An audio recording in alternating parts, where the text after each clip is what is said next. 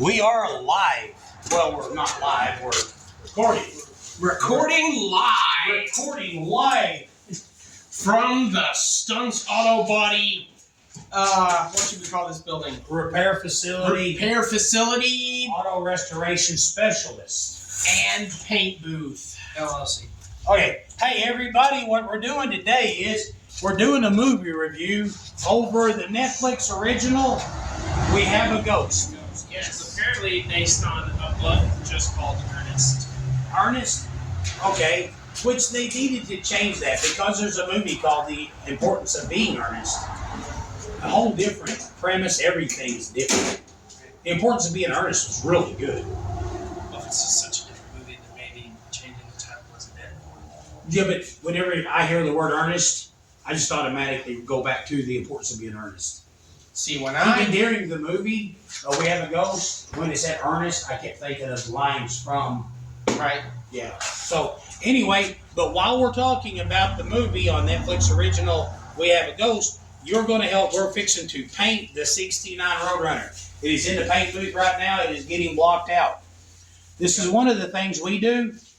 Have you ever been to a car show and you see a car and it looks like, oh man, they missed a spot? Well, we painted this car with single stage, the right color. I'm going to shut the air compressor off. Yeah.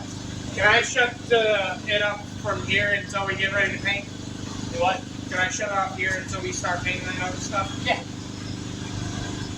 But what we're doing is we painted it in single stage the correct color so that as we block it out, if we see any little nicks, dings, or anything that would have showed in the paint is going to be gone. Yeah, we can fix that. This is going to be almost, it's going to be a flawless paint job, if there is such a thing as it. Okay, but now we're doing a movie review. We Have a Ghost. Guys, what are your opinions of the movie? Okay, so my opinion of the movie, the short version, right? Your earnest opinion? Yeah, the short version before I start getting into why I like it. I really like it. It was a very good movie, pulled at the heartstrings.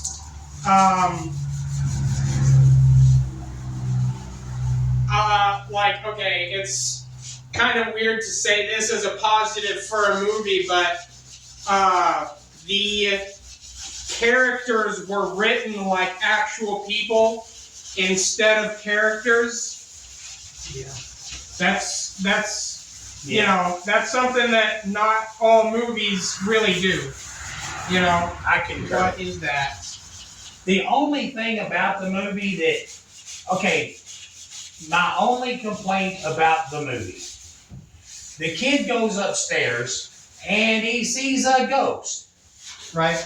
And he didn't crap his pants. He just like, oh, cool, man. And starts filming it, right? Right. When I'm sorry, there would have been more of a panicked response at first. Right. But because of time restraints and because the movie did delve into just so many issues, they probably didn't have time to delve into the I'm afraid of ghosts. I'm going to take, right now I've started watching the Spider Chronicles on Netflix, right? On Roku. And to build up in all the characters, you actually have to have a season. Yeah. Episode, right? Yeah. Now that we've gotten into I want to say a film consumer society that likes characters just as much as it likes a plot. Yeah. It is really important to have a long, drawn-out process of building up a character. Hold on. That was an ambulance. Dear Heavenly Father, we do not know who is in that ambulance. We do not know what their emergency is, God. But we know that you care. We know that it's scary to be in an ambulance. So, God, we pray for peace for whoever it is, peace for the family. And God, pray for your will to be done in Christ's name. Amen. Okay. But like I was saying is, in a lot of movies, right?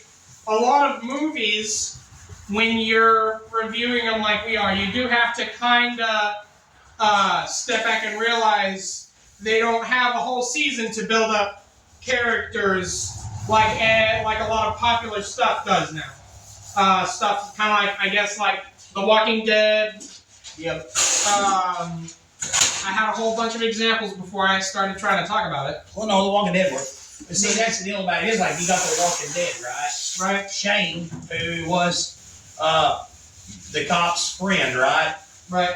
Well, he turned out to be the cop's enemy. So now you got that guy does such a good job of making that character that nobody knows his name. He's Shane the cop from The Walking Dead. Right, right. You know, so. Hey, did you see that Shane the cop from The Walking Dead played in the new Punisher TV show? Yeah, the Punisher. So hey, they got Shane the cop from The Walking Dead plays the Punisher. Right.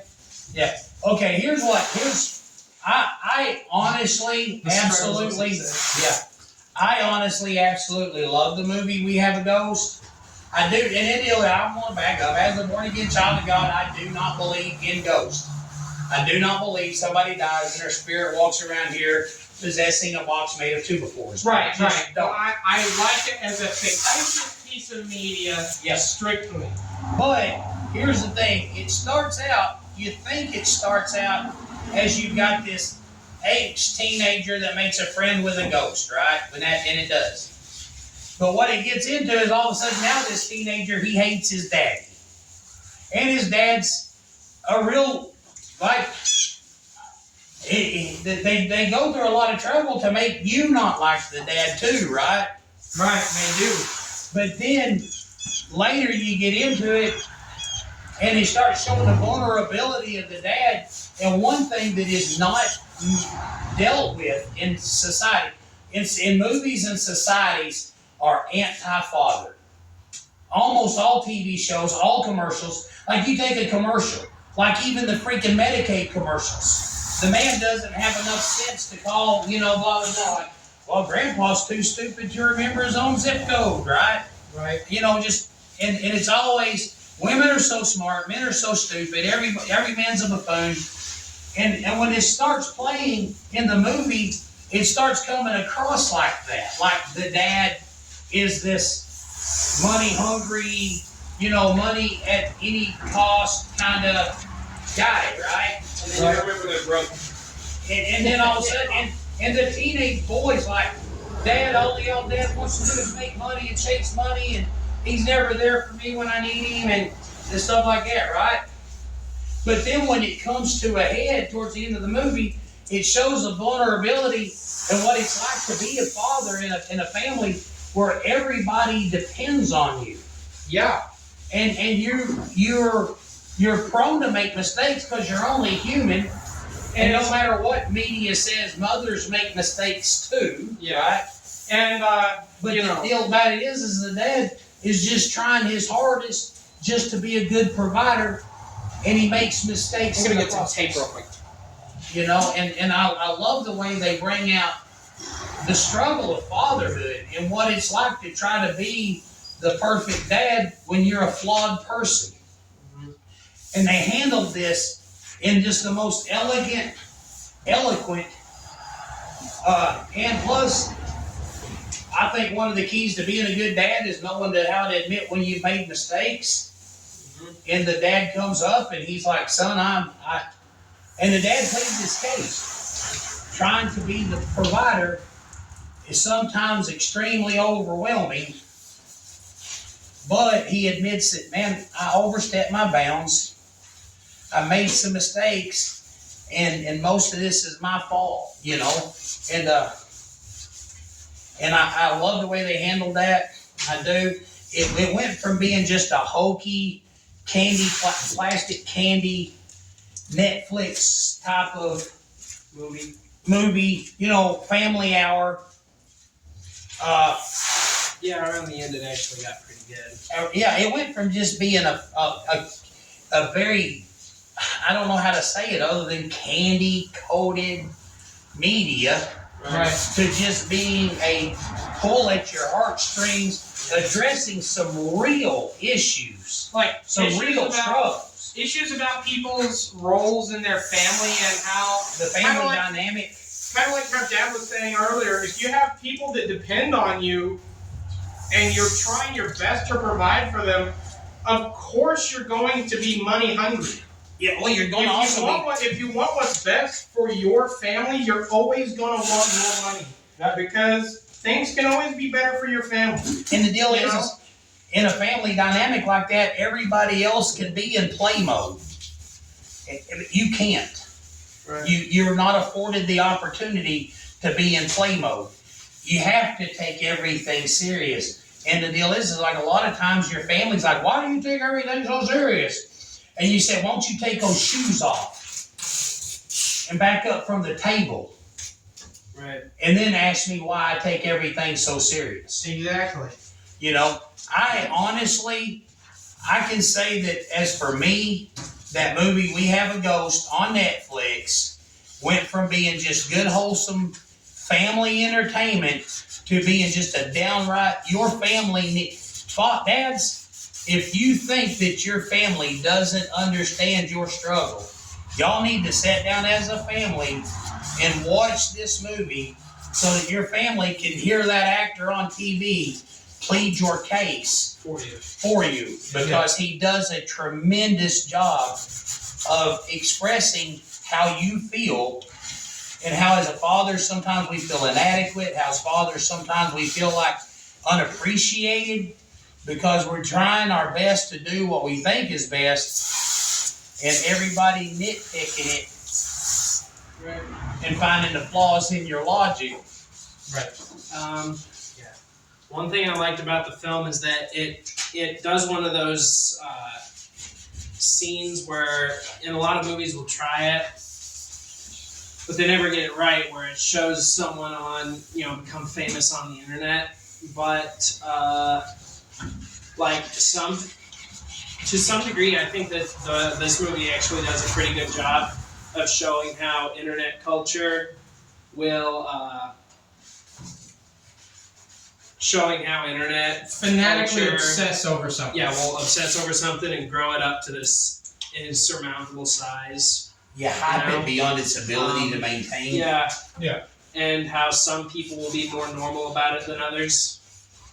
It's really cool. And it's probably one of the few movies I've seen that will actually represent the internet correctly. And of course, mainly it represents TikTok because it's a very recently made movie. But I mean, that's what's big popular now. Well, it's kind of like I believe that, and I know we have a slight disagreement. I think about the importance of the movie Wreck-It Ralph 2, but I believe Wreck-It Ralph 2 also does a phenomenal job of showing the dangers of believing the artificial hype built up behind temporary fame. Like the scene in Wreck-It Ralph 2 when he goes back in, he's riding the wave of the popularity of being internet famous. But then when he goes in behind the screen and he sees what people are actually saying, well, it's like we posted a video here a while back. Okay, it is no doubt that, I'm just going to go ahead and hit on this for a minute. My son Paul and I have an issue with our weight. We do. And we're both working on it. We're both exercising. We're both eating right. We're both doing pretty good. We don't talk about it because I don't like, those people that get on Facebook. I lost 2 pounds last month. Yay, me. Because that's that artificial built up hype. But you'd be surprised how many people on this channel address, hey, man, them some, and talk about my weight. And I'm thinking, okay, for one thing, you're not telling me something I don't know. And you just come across like a poopy head. I don't understand why people want to be negative on, it's like you give somebody a keyboard and they all of a sudden they just become courageous, and it's a false courage because they wouldn't say that to your face, right? Right.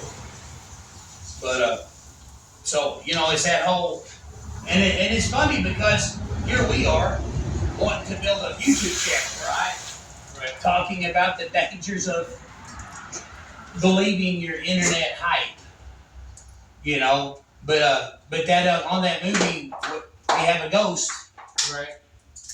All of a sudden, it's like if you're popular, everybody loves you for a while, And it's like, how long is everybody going to love you, And that's also one of the points because there's a scene in the movie where everybody knows who Ernest the Ghost is. Ernest the Ghost walks out in public and everybody's like, hey, it's Ernest the Ghost, right? But then this little girl gets too close and she screams. It's like, Ernest tried to kill the little girl, and now the police are chasing him. Right.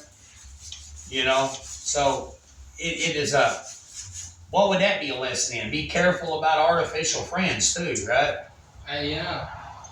I know we were talking earlier about like how it's one of the first movies we've seen in a while that tackles the dad or the man of the house's perspective on family struggles.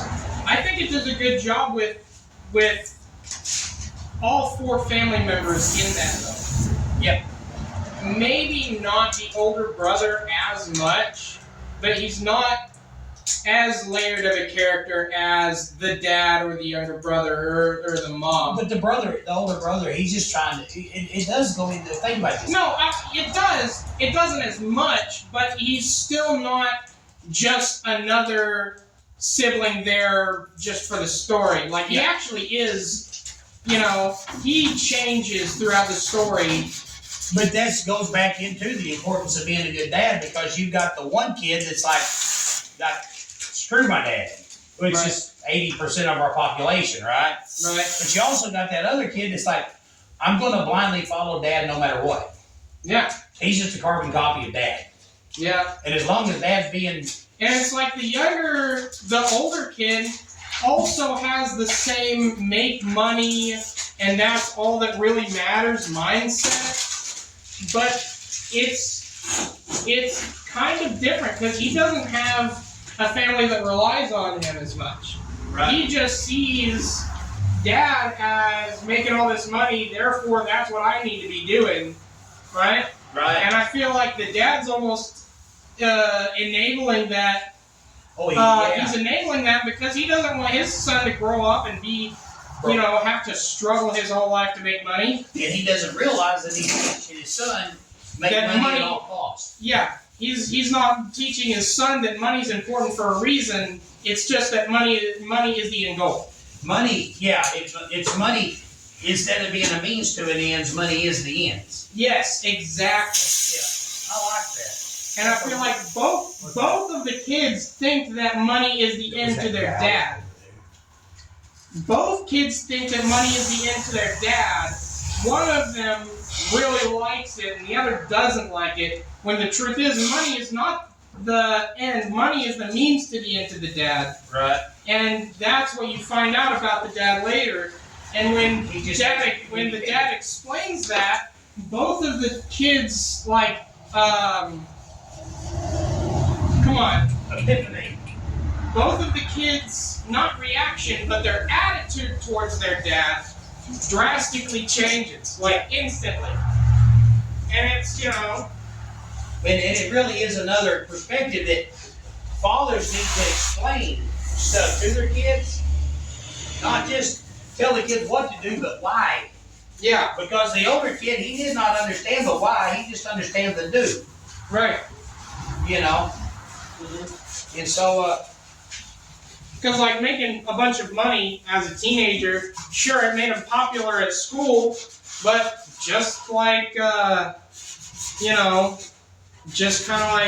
Ernest having all that fake internet fame that he didn't really have all those friends out there. While the older kid might have been popular, how many real friends do you think he had? right. Okay, we're being careful though, not to give away any spoilers. you know, there's no spoilers. We haven't told you anything that happened yet, really, except they found a ghost. I think the only movie we've heavily spoiled on this channel is one that's like pushing 50. Yeah, Enemy Mine. Yeah. Which was pretty cool that, you know, right after we did the review of Enemy Mine, Luke Dawson Jr. passed away. And it was like, man, I really felt honored. I mean, I know he didn't know that we reviewed his movie, but that was pretty cool that we did, you know. But what I thought was pretty cool, there was There's probably like a 5-day period where it could have watched our review. yeah, and but there was actually somebody that was a movie critic that said they interviewed Luke Gossett Jr. and he said that his favorite movie of all the movies he did, his favorite one was Enemy Mine. That's pretty cool, man. But yeah, not giving away any spoilers for Indiana Ghost, I'd probably give it a 7. I really liked it. Yeah, honestly, I would give it a firm 7. I would have given it a 6. But at the end of the movie, it really turned into a legit movie. Really Yeah, it was really good. It really turned, as a matter of fact, it turned into kind of a real suspenseful, on the edge of your couch, you know, Yeah. nail biter. And, Because with so many movies trying to subvert expectations and like trying to make these not as obvious endings and everything, especially with Netflix movies, most of the time you do not know how they're gonna end. yeah, well, the thing is, too, is there's a term that I'm unaware of that Samuel and Seth made me aware of called, what is it, Pavlov's gun? Chekhov's gun. Chekhov's gun. There's one of those in it that you really, honestly, it was hard for me to see because it just was like home decor and, you know, Oh yeah, that was really well done. It wasn't really. it wasn't so odd. Yeah, I think a Chekhov's gun is if it's in a good writing setting, it's not supposed to be super obvious. Yeah, like, you know, laying the gun, and he laid the gun on the table. You know, I'm sorry, but, you know, it's okay, that's going to come into play later. But there's actually like something that comes into play later, and you really, Giving as few spoilers as possible. no, I'm shutting up. But Yeah. matter of fact, when it comes into play, you might not even remember seeing it earlier. I cut 6 feet off the hole yesterday. I can tell. How could you have done this? They'll tell you 6 isn't a lot. They say 6 isn't much, but. Guys! What? We're supposed 6 foot off the water hose, man. It doesn't reach back there either. Okay. Whatever, man. So anyway, that's our movie review for We have a ghost. We Have a Ghost. Oh, The acting was a little iffy at times, The but acting it's was- because they're teenage actors. The acting was very Nickelodeon. It felt like a Nickelodeon movie at first, and It then did. it kind of got better as the movie went on. Yeah. When I The say, adult actors did really good acting. Yes. The teenage actors did okay acting. and there is so And the much, ghost is the sheriff and inspector. because it is very Nickelodeon-ish, I mean, that's a term we're going to coin today. It's very Nickelodeon-ish. There's a whole lot of, oh man, crap, why don't they just blah blah blah? Right. And you're going to be going, why don't they blah blah blah? Well, it's because it wasn't in the script. Also, it could also be explained as like they're dumb teenagers. I know if I was in the same shoes as them, I would probably do stupid stuff too. No, there's that one scene where the whole entire time they're being chased, you remember? And the ghost is running, and then when they finally outrun the people they're running from, the ghost just snaps his fingers and turns invisible, and you realize if he would have done that earlier, there would not have been a chase scene. I don't remember that. Yeah, you're right. So it's like, why did he just snap his fingers and turn it? Well, because there would not have been a chase Keep scene. in mind, Ernest is also never been around people, so he probably didn't think Yeah. to do that. But the plot, there's a plot twist. There's several. Yeah, plot twists. the actual story behind the ghost Yeah. also is really good. Yeah, the story behind the ghost. This is one thing we'll say. There are multiple plot twists that just every time you think, wow, it's that's crazy. Well, oh wait, boy, that's crazier, right? You know, And the ending is really good. and the ending is really good. You It's may got- cry. yeah, I cried. I did. I a little bit. Yeah. I cried. Yeah. The thing is, I found it doesn't actually take a lot for a movie to get me to cry. Yeah. Well, my deal is, and I'll be honest with you, the most important role, the most important hat I've ever worn in my life was just to be a dad.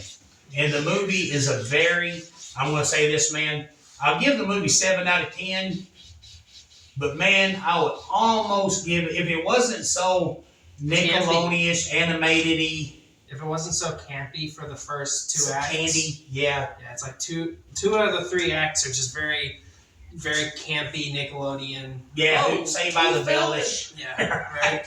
You know, if it wasn't for, if the whole movie would have, it is, okay, I'll be honest with you. If the whole movie was as good as its last 30 minutes. It's his last 1/3 of the movie. Yeah. Yeah, if it was just, if the whole movie was that good, it would be on my 8.5 to 9 out That of would be on 10. my list of 20 movies I gotta watch every Yeah, year. it is on my list of a movie that I definitely will watch again. Yeah. If it comes up naturally. Yeah, no, I'm going to go out of my way to see it again. I will. Okay. Okay, not to be confused with the Eddie Murphy ghost movie. The Eddie Murphy movie, just the Christmas movie with Eddie Murphy. I've never heard of that. No, there was a recent Christmas movie with Eddie Murphy. I Man, know what you're talking about. I saw the trailers for it. yeah, I watched that movie He because it gets was. a wish and he wishes for the best Christmas ever. Yes, and I never this, saw it. yeah. Oh gosh, it sucks so bad. Yeah, I was like, they want Netflix or whoever passes this off as your new Christmas favorite movie, and I'm sitting there thinking, man, right now my chondritis is flared up, my chest is in pain, my tooth is hurting, I have a toothache, blah blah blah. Not to mention the fact that I have holes in my shoes, it's cold and wet, and that still is better than. Yeah, I remember watching the trailer. I only really liked the one joke where it's like, really? Yeah, one wish and you wish for a great Christmas. Well, yeah. That's a pretty good use of a wish. End world hunger, stop poverty. Okay, I get new Drake album. Right. But no, okay, that's another thing. Cultural appropriation. I am so sick and tired of cultures having legends in their culture, and all of a sudden, well, hey, to keep from making anybody mad, let's recast it with a black chick. I'm tired of that.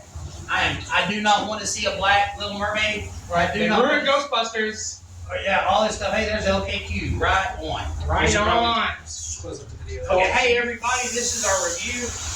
But anyway, yes, we have a ghost. It's a black family, but there is no anti-white people stuff in it. No, there's Yes. like one statement where someone talks about hating Ted Cruz. But Right. lots of people hate Ted Cruz, and she was Asian. So. Yeah, but anyway, yeah, she was a government employee, so There we go. that made her a villain. Right? No, it was the high school love interest. Oh yeah. Anyway, yeah. But anyway, that was I give it a 7 out of 10. What do you give it, Paul? I also would give it a 7, which is not a bad rating. I really like the movie, and I will watch it again. Well, Anything higher is reserved for like The Patriot and Enemy Mine and stuff. Defiance. Yeah. All right. Hey man, we're doing a video. All right, logging off, Logging off. Goodbye. Hey, click like and subscribe. and Jesus loves you.